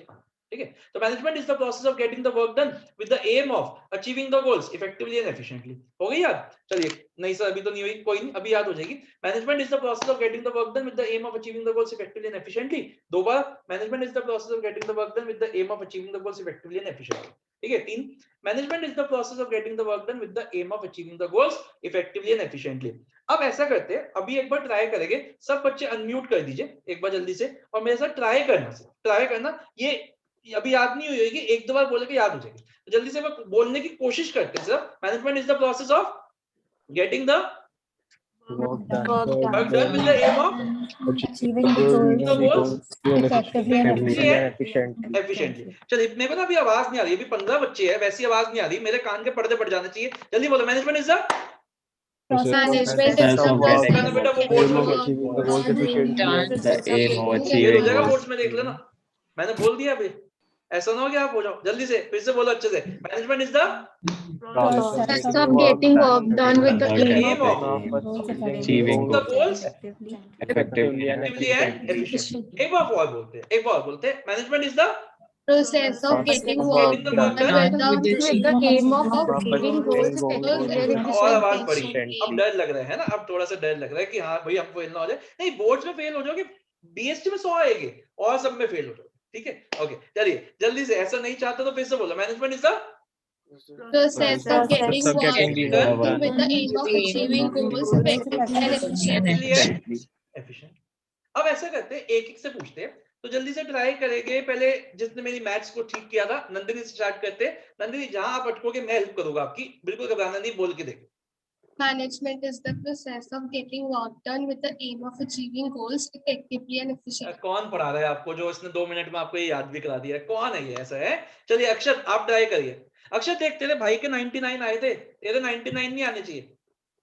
ठीक है, तेरे 100 ही चाहिए, तेरे तो 3 फिगर ही चाहिए। जल्दी से बोल। हाँ, Management is the process of getting the work done with the aim of achieving very the good. goals अब effectively and नहीं, सही है तेरी। सुहाना आप बोलो, या मैं कंफ्यूज हो जाता, एक सुहानी भी है, एक सुहाना भी है, तो सुहाना आप बोलो। Management is the process of getting work done with the aim of achieving goals effectively and शायद हो गई। एक बार सब बोलते हैं, फिर एक और क्वेश्चन पे चलते हैं, फीचर्स, और आज को बस वो लास्ट रखेंगे, तो एक बार सब बोलेंगे last time. Management is the Process of getting work done with the aim of achieving goals effectively and efficiently। याद हो गई सबको अच्छे से? किसी के मन में कोई डाउट तो नहीं है? ओके, चलिए अब एक क्वेश्चन और देखते हैं, उसके बाद मैं फिर आपसे ये डेफिनेशन पूछूंगा। मैनेजमेंट के ना 7 फीचर्स होते हैं। आप अच्छा जितने बच्चों को आते हैं, एक आधे, किसी को एक आता है, किसी को 2 आता है, सब बोल दो एक बार। नंदिनी आपको जिसको जो जो आता है बोल दो, जो जो फीचर्स आते हैं। Management is the old oriented process. It is a dynamic dynamic process. 2, ठीक है, और Intangible, intangible, Pervasive. group activity, okay okay, all Continuous process. Pervasive हो गया, ठीक है, कॉन्टिन्यूअस। अब आइए इसको ना मैं ऐसे लिखता हूँ, किसी को एक आता था, किसी को 2 आते थे, तो इसको सातों को हम ऐसे याद करते हैं। सबसे पहले हम लिखते हैं परवेसिव, इंटेंजिबल, ये बोला था आप लोगों ने, अभी इसमें मत जाओ कि इसके अंदर का क्या है, वो सब बाद में देखेंगे नेक्स्ट क्लास में। Group activity, goal oriented and multi dimensional, ये शायद आप में से किसी ने नहीं बोला था, multi dimensional, continuous and dynamic, ये 7 फीचर्स है। बच्चों मेरे को 10 साल से ज्यादा हो चुके पढ़ाते हुए, मेरा ये तजुर्बा है कि हम लोग ना बेकार की चीजें याद नहीं करते, जो चीजें हमारे मतलब की नहीं है वो नहीं याद करते, लेकिन हाँ हमें ये पता है आज शाम को हॉटस्टार पे किसका प्रीमियर आने वाला है, ठीक है, ये तो हमारे मतलब की बात है ना। अब ये याद करके क्या करेंगे, क्या परवेसिव है, क्या फीचर्स है, क्या क्या क्या करना है इसका, कुछ नहीं। लेकिन हाँ अगर हम इसको थोड़ा इंटरेस्टिंग बना दें, जैसे हमें बड़ा शौक होता, हमें बड़ा इंटरेस्टिंग लगती है दीपिका पादुकोण, हमें बड़ी इंटरेस्टिंग लगती है पूनम गांधी, नहीं सॉरी, ये अपना ये क्या नाम है इसका, सनी देओल, सनी लियोन, ये सब जो है, तो ये चीजें जब हम अपने इसमें ले आते हैं अपने पढ़ाई में, तो थोड़ा सा इंटरेस्ट डेवलप होता है। रणबीर कपूर, प्रियंका चोपड़ा, तो मैंने अपने तजुर्बे से ये सीखा है कि बच्चे ये याद नहीं करते ना, ये नहीं याद करते, लेकिन अगर हम इसको याद करने का कोई फनी सा स्लैंग बना दे, जिसको मैं स्लैंग बोलता हूँ, निमोनिक्स जिसको कहते हैं, अगर वो बना दे तो वो याद कर लेते। क्योंकि आज एक पहली क्लास है तो मैं थोड़ा डिसेंट आपको सुना रहा हूँ। जैसे पहला है पिग, ये शायद आप लोगों ने पहले भी कहीं भी सुना हो, ये बड़ा कॉमन है इसका। पिग गोes टू MCD, तो मैंने क्या बोला, पिग गोes टू MCD। अब ये आपको सब सारे याद थे, किसी को 2, किसी को 3, किसी को 4, किसी को 5, लेकिन सारे किसी को याद नहीं थे। तो अब अगर हम इसको याद नहीं करेंगे, हम इसको याद करेंगे, इससे इसको याद करेंगे। तो देखिए जो वर्ड मैंने कैपिटल में लिखा है PIG वो मैंने यहाँ पे यूज किए, ठीक है, और जो मैंने शॉर्ट में लिखे हैं वो सिर्फ और सिर्फ एक सेंटेंस को कंप्लीट करने के लिए लिए। आगे आप देखोगे बड़े फनी भी मिलेगा आपको, Deepika Padukone flirting with dashing Rahul and Rahul is me, ऐसे ऐसे वो धीरे धीरे करेंगे। आज भी सब कुछ आज की क्लास में नहीं करेंगे, तो एक धीरे धीरे उसको करेंगे। तो देखिए पी से क्या हो गया, जैसे पी से परवेसिव, आई से इंटेंजिबल, जी से ग्रुप एक्टिविटी, जी से गोल ओरिएंटेड, एम से मल्टी डायमेंशनल, सी से कॉन्टिन्यूअस एंड डी से डायनामिक। ठीक है बच्चों, अब आपका जो हम कहते हैं ना कि आपकी हेडिंग टिप्स पे होनी चाहिए, वो ऐसे ही टिप्स पे होगी। और जैसे मैंने अभी आपको ये बुक दिखाई थी, इसमें सारी हेडिंग्स विद देयर स्लैंग्स लिखी गई है, तो सारे के सारे इसमें स्लैंग्स है और सारी की सारी इसमें हेडिंग्स है। तो जल्दी से याद करने की कोशिश करते हैं। एक लास्ट चीज आज के लिए, तो मैं बोलूंगा, आप मेरे साथ बोलेंगे पी से क्या था, जितना जितना, अभी कोई टेस्ट नहीं है। पी से परवेसिव, आई से इंटेंजिबल, पहले मैं बोलता हूँ, अभी रुकिए, पहले मैं बोलता हूँ। पी से परवेसिव, आई से इंटेंजिबल, जी से ग्रुप एक्टिविटी, जी से गोल ओरिएंटेड, एम से मल्टी डायमेंशनल, सी से कॉन्टिन्यूअस एंड डी से डायनामिक। एक बार फिर से मैं बोलता हूँ, ठीक है। पी से परवेसिव, आई से इंटेंजिबल, जी से ग्रुप एक्टिविटी, जी से गोल ओरिएंटेड, एम से मल्टी डायमेंशनल, सी से कॉन्टिन्यूअस एंड डी से डायनामिक। एक बार फिर से मैं बोलता हूं, अगर मैंने कोई गलत बोला तब भी आपकी फीस माफ, लेकिन ऐसा होएगा नहीं, ठीक है। तो पी से परवेसिव, आई से इंटेंजिबल, जी से ग्रुप एक्टिविटी, जी से गोल ओरिएंटेड, एम से मल्टी डायमेंशनल, सी से कॉन्टिन्यूअस, डी से डायनामिक। एक बार फिर से बोलता हूं, पी से परवेसिव, आई से इंटेंजिबल, जी से ग्रुप एक्टिविटी, जी से गोल ओरिएंटेड, एम से मल्टी डायमेंशनल, सी से कॉन्टिन्यूअस, डी से डायनामिक। अब मैं रैंडमली बोल रहा हूं, आई से इंटेंजिबल, जी से ग्रुप एक्टिविटी, एम से मल्टी डायमेंशनल, सी से कॉन्टिन्यूअस, पी से परवेसिव, डी से डायनामिक, ठीक है। अब आपकी बारी है, हो गया याद? आई गेस हो गया। अब आपसे बुलवाने की कोशिश करते हैं। पी से परवेसिव, आई से इंटेंजिबल, जी से ग्रुप एक्टिविटी, और दूसरे जी से गोल ओरिएंटेड, एम से मल्टी डायमेंशनल, सी से कंटीन्यूअस प्रोसेस एंड डी से डायनामिक। देखिए अभी ना वो आवाज नहीं आ रही, सबकी आवाज नहीं आ रही एक साथ। तो पहले तो सब बच्चे डेफिनेशन बोलेंगे। Management is the process Process of getting the work done with the work work done. achieving and the aim of देखो आवाज समझ में आ रही, जब तक नहीं आएगी मैं बुलवाता रहूंगा, फायदा नहीं, आप भी बैठे रहो मैं भी बैठे रहूंगा, संडे का दिन आप भी बर्बाद करो मैं भी बर्बाद करूंगा। चलो आपके पास तो कोई काम नहीं है, मेरे तो शादी हो चुकी है, बीवी है, बच्चे है, घूमने जाना है, ठीक है, चलो और भी बहुत काम होते हैं, अभी नई नई शादी हुई है, we can enjoy have fun.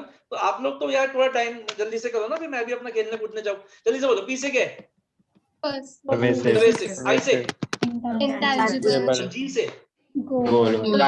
खेलने कूदने का आपके मन में वो तो नहीं लग रहा कि हम यहाँ पे लूडो वूडो खेलेंगे? नहीं, हम वो गेम नहीं खेलते लूडो वूडो, हम वही गेम खेलते जो आप सोच रहे हो, ठीक है, वही गेम, ठीक है। तो बी से आई से intangible, group activity, और जी से goal oriented, से multi-dimensional, continuous, और डी से dynamic. अब एक बार जल्दी से डेफिनेशन बोलते हैं, फिर मेरा आज का जो था कि मैंने आपको याद करा के भेजना है वो चीज दूर हो जाएगी। जल्दी से बोलो definition, management is the process getting work done with the aim Of achieving goals effectively and efficiently. ठीक है। अब लास्ट टाइम रैंडमली पूछूंगा, कोई भी पूछ सकता हूँ, आपको वो बताना है। M multidimensional, D dynamic, pervasive, एक ही बच्चे को आता है पी से, पी तो उसे लाइन ही दिया था, पी पी पी pervasive, आई intangible, दो जी है ना, जी जी बताइए, group activity and goal oriented, ठीक है, एंड सी से कॉन्टिन्यूस, ठीक है बच्चों बताइए, हो जाएगा, लग रहा है याद हो जाएगा? तो ये तो मैंने आपको सिर्फ एक डेमो दिया था कि ऐसे मैं याद करूंगा। अब बात आई कि सर कंटेंट कैसे करोगे? तो बेटा कंटेंट के बारे में आपको बस सच बता दूं, आपकी मैम भी ये बोलती होगी कि आपको ना एक एक वर्ड पता होना चाहिए, एनसीईआरटी का बोलती होगी। तो एक एक वर्ड पता होने और एक एक वर्ड याद होने में बड़ा फर्क होता है। You have to understand what I am saying. Ma'am ने कभी भी आपको ये नहीं बोला कि आपको एक एक वर्ड याद होना चाहिए, आपको ये बोला गया है कि आपको एक एक वर्ड पता होना चाहिए कि लाइन कहाँ लिखी गई है, क्यों लिखी गई है, क्योंकि ये 20 नंबर के जब से एमसीक्यूज आ गए हैं ना, तो ऐसी लाइन आ जाती है, मतलब ये पागल हो गया, मैं बस बोल नहीं सकता। ये क्या है, एक लाइन उठा देंगे सीबीएसई एनसीईआरटी इसकी बुक से, एक लाइन उठा देंगे, it is this this this, अब ये पूछेंगे ये कहाँ लिखी हुई है, ये टॉपिक आइडेंटिफाई करके बताओ। बस अच्छा वो ये नहीं पूछ लिया कि ये सीबीआई आपकी बुक के कौन से पेज नंबर पे लिखी है, बस यही बच गया, वरना सब कुछ उन्होंने पूछ लिया। तो कहने का मतलब ये है कि पता होने में और याद होने में बड़ा फर्क है, ठीक है। इसमें मैंने आपकी थोड़ी मदद क्या की है कि मैंने अपनी बुक में जहां पे भी ऐसे क्वेश्चंस बन सकते हैं ना, जहां पे वो ऐसी लाइन पूछ सकते हैं, मैंने पहले ही वो मार्क कर दिया कंटेंट में। तो कोशिश तो की है, लेकिन उनके बाद भी मैं ये नहीं कह रहा कि वो बिल्कुल नहीं, वो कहीं से आ सकता, वो कहीं ना कहीं से निकाल ही लेंगे क्वेश्चन, बट आपको पता रहेगा, आपको याद नहीं करना। कंटेंट हमेशा अपनी लैंग्वेज में लिखना होता है। कंटेंट को आप 2-3 बार पढ़िए, उसके बाद आप you will be in a position to write it in your own language. समझ में आ गई बात? ओके, चलिए अब हम थोड़ी सी बात करते हैं कि आगे कैसे हम क्लासेस को चलाएंगे। तो बेटा मेरी क्लासेस होगी 1.5 आवर की, आज की नहीं हुई, अब आगे की क्लासेस 1.5 आवर की होगी। सुनिएगा, अब आप लोगों से एक बार टाइम डिस्कस करते हैं। मैं ये सोच रहा हूँ कि अब आप लोग जैसे आप हो गए और ऑफलाइन वाले भी अब मर्ज हो जाएंगे आपके साथ, तो मैं ये सोच रहा हूँ कि आई विल मेक 2 बैचेस, ठीक है, 2 बैचेस बना दूंगा। एक में हम चलाएंगे नेचर चैप्टर जो आपका फर्स्ट चैप्टर है, और एक में हम चलाएंगे मार्केट, ठीक है। तो जिनके स्कूल में मार्केटिंग हो रहा है वो मार्केटिंग अटेंड कर लेंगे, और जिनके स्कूल में नेचर हो रहा है वो नेचर अटेंड कर लेंगे, ठीक हो गई बात? देखो एक बात बताइए, टाइमिंग्स क्या रखे हम? सैटरडे मतलब अब आप क्या टाइमिंग्स आपके लिए प्रेफरेबल रहेगा? ऑनलाइन का ही मैं पूछ रहा हूँ आपसे, तो अब तो ऑनलाइन ही चलेगी। जो बच्चा आप में से मलिका शायद ऑफलाइन के लिए आना चाह रही थी, बट अब तो ऑनलाइन ही आना पड़ेगा कुछ दिनों तक, तो जब तक हमारे पास क्लैरिटी नहीं आ जाती। तो मुझे आप लोग बताइए कि आपको क्या टाइम सूट करता है, फिर मैं अपने 1-2 आपके सामने ऑप्शंस रखूंगा, बताइए। सर ये वाला टाइमिंग ठीक है? हाँ नंदिनी क्या कुछ पूछ रहे हो, बताइए। सर स्कूल की क्लास होती है 1 हाँ। o'clock तक, तो उसके बाद ही नहीं, सैटरडे को भी स्कूल होता है आप लोगों का? Yes sir. नहीं, सैटरडे को मॉर्निंग में स्कूल है मतलब आप लोगों का? नहीं सर। मैक्सिमम कितने बच्चों, मतलब कितने बच्चों का स्कूल होता है, एक बार हाथ खड़ा करें। एक नंदिनी का है, रिया का भी है, मानवी का भी है, 3 बच्चों का तो है। और अभी वैसे एक सच्ची बताना, वैसे ठीक है मैं आपके पॉइंट को कंसीडर करूंगा, वैसे सच्ची बताना अभी जाते हो, मतलब ऑनलाइन क्लासेस लेते हो या सिर्फ ऑन करके छोड़ देते हो? सर लेनी पड़ती है क्योंकि अटेंडेंस लेनी पड़ती है, चलो कोई नहीं। और अगर हम संडे का रखें, संडे को हम कितने टाइम पर रख ले? अगर हम 3:30 बजे रख ले संडे को, मेरे ख्याल से उस टाइम पे ना किसी को कोई दिक्कत नहीं होती। मैं पहले नेचर की बात कर रहा हूँ, नेचर की। सर 12 बजे ठीक है। हाँ, अगर तो और थोड़ा आगे पीछे कर ले, जैसे 2 बजे रख ले संडे को, तो हाँ सर 2 o'clock सही है। जैसे आज रखी है ना। मैं पहले मैनेजमेंट की बात करूँ, चैप्टर नंबर 1, तो 2 से 3, 3:30 नेक्स्ट संडे से शुरू करते हैं। सर 1 बजे भी रख सकता है। हाँ जी 12 o'clock रख लो, मेरी सब मैनेजमेंट की क्लास होती है। किसकी क्लास होती है? सब मैनेजमेंट। वो आपकी वो बीबीए वगैरह की अभी से शुरू हो गई वो? Yes sir. अरे यार अभी से शुरू कर दी। यार 1-2 संडे तो मतलब मेरे ख्याल से ना 12 बजे बहुत जल्दी हो जाएगा। आप 12 o'clock में दिक्कत आएगी। आपको कौन सा करना है? चैप्टर नंबर 1 ही करना है अभी? Yes sir. नहीं मेरे ख्याल से 12 तो नहीं होगी यार। तो अभी 1-2 बार तो आओ, फिर देखते हैं। चलो ऐसा करो, 1-2 बार तो आओ, ठीक है। तो हम अभी ऐसा करते हैं, चैप्टर नंबर 1 मैनेजमेंट का शुरू करते हैं फ्रॉम नेक्स्ट क्लास 2 बजे, ठीक है, नेक्स्ट संडे, ठीक है। किसी को कुछ डाउट? एवरी संडे होगा? हाँ जी एवरी संडे ही होगा? हाँ एवरी संडे ही होएगा। जैसे मैंने कहा, एक मैं ना अभी थोड़ा सा ना, जैसे अभी ये क्लियर नहीं है। हम कल इंस्टीट्यूट जाएंगे, सारे टीचर मिलेंगे, उसके बाद हो सकता है मैं कुछ दिनों के लिए पहले ट्वाइस अ वीक कर लूं, क्योंकि अभी क्या है, अभी तो हम बहुत कम मिल रहे हैं ना, तो पहले मैं ट्वाइस अ वीक कर लूंगा। लेकिन वैसे मेरा वंस अ वीक का कॉन्सेप्ट है, ठीक है। लेकिन हाँ, पहले जो हम इनिशियली मैं ट्वाइस अ वीक रख लूंगा, बट अभी मैं इसलिए नहीं कंफर्म कर रहा, क्योंकि एक बार मैं और टीचर से भी बात करके सारा हम टाइमिंग वगैरह सेट कर ले, क्योंकि ये न्यूज आज ही आई है। कल के हमारे जो ऑफलाइन बैचेस हमें वो भी खत्म करने पड़ेंगे, सब कुछ करना पड़ेगा ना। तो गिव मी एक दिन या 2 दिन का टाइम दो, आपको सब कुछ कम्युनिकेट कर दिया जाएगा ऑन द ग्रुप। बट अभी आप ये मान के चलो कि आपकी क्लास संडे है, ठीक है। सर प्रेफरेंस सैटरडे की कर देना। सैटरडे को टाइमिंग ये दिक्कत हो रही है ना कि कुछ बच्चों के स्कूल, चलो ऐसा करेंगे, कोई दिक्कत नहीं है, हम बैचेस स्प्लिट कर देंगे। और जो बच्चे संडे नहीं आ सकते उसको सैटरडे को बुला लेंगे, कोई नहीं, हम कर देंगे। बट 1-2 संडे मैनेज कर लेना, अगर ये नहीं हो पाता तो 1-2 संडे, ठीक है। ठीक। और मार्केटिंग वाले कितने बच्चे, एक बार बताइए जरा, एक बार हाथ खड़ा करिए, कौन कौन है मार्केटिंग का? एक तो वेदिका है, और आप में से और कोई? एक मानवी है, 2 ही है, ठीक है। तो मानवी और वेदिका का नाम मैं लिख लेता हूँ। मैं आप लोगों को तो संडे ऑफ, सैटरडे ऑफ ही होता है ना, मानवी और वेदिका? तो सैटरडे को कभी कभी होती है हाँ मतलब इस अभी जो कमिंग है उसमें ऑनलाइन सैटरडे पे आप आ पाओगे अगर हम रखेंगे तो? सर चलो ठीक है, वो मैं आपसे ना ग्रुप में बात कर लूंगा। मैं आपको उसमें मार्केटिंग वाले बैच में ऐड कर दूंगा, ठीक है। All okay? किसी को कोई डाउट है, कुछ पूछना चाहते हैं कोई भी बच्चा? और जो भी चैप्टर हमारा शुरू होगा, एक मिनट मानवी, जो भी चैप्टर हमारा शुरू होगा उसकी सॉफ्ट कॉपी में आपको, उसके नोट्स की मैं सॉफ्ट कॉपी आपके ग्रुप में भेजूंगा। Please take a print out of that. और जैसे ही मेरी बुक्स आ जाएगी तो वो मैं आपको बता दूंगा। जो बच्चे पास रहते हैं वो पास से कलेक्ट कर लीजिएगा, मतलब इंस्टीट्यूट से। और जो बच्चे दूर रहते हैं, जैसे 1-2 बच्चे साउथ दिल्ली की साइड से, उनको मैं कोरियर से सेंड कर, ठीक है। ओके, एक बार मैं मानवी आपका डाउट ले ले, लेकिन एक बार मेरे को बताना। मेरे को ऐसा लग रहा है कि मैं भूल गया फीचर्स। तो पी से क्या था? इंटेंजिबल। जी से, अच्छा हाँ, इंटेंजिबल। जी से गोल ओरिएंटेड। एक्टिविटी। सी से कॉन्टिन्यूअस। डी से डायनामिक। से मल्टी-डायमेंशनल। और आई से इंटेंजिबल। ओके, तो बच्चों मेरा एक मिनट मानवी, मैं अभी आपका क्वेश्चन ले रहा हूँ। मेरा ये ट्रस्ट देखो, थोड़ा सा क्या होता है बच्चों, अभी हम नए जुड़े, ठीक है। धीरे धीरे हम कनेक्ट करेंगे, 1-2 क्लासेस में मिलेंगे, इंटरेक्शन होगी। मैं भी आपका मजाक बनाऊंगा, आप भी मेरा मजाक बनाओगे, ये सब चलेगा, ठीक है। मैं मेरा मजाक बनाऊं, मेरे को कोई दिक्कत नहीं है।